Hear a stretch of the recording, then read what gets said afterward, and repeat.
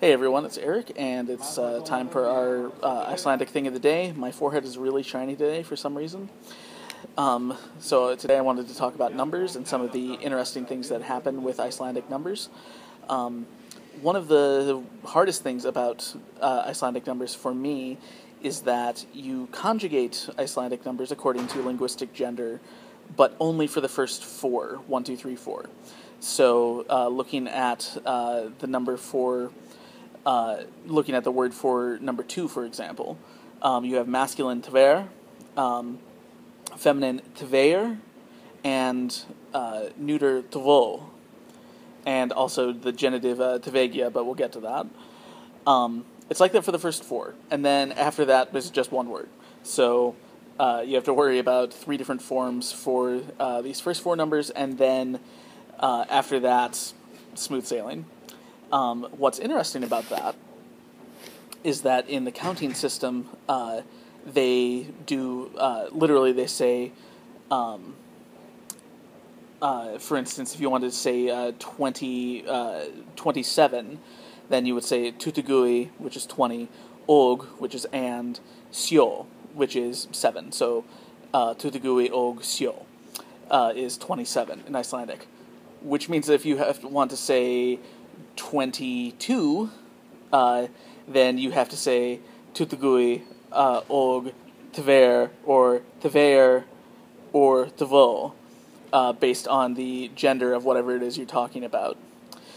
And that repeats with all of the numbers all the way up. So whenever you are dealing with anything where the final number is a 1, 2, 3, or 4, you have to worry about conjugation. Anything that is 5 through 9, you don't have to worry about.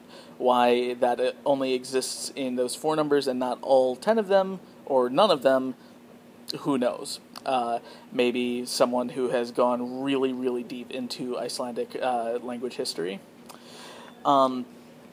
So a question that you might, for some reason, have a reason to ask is how old someone is.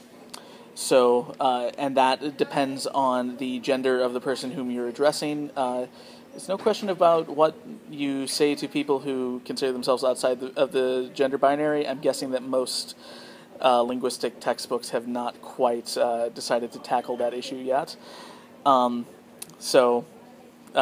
These are for people who identify as male and female, respectively. So, speaking to a male, you ask "Hvað ert þú gamall," which is that double L that turns into a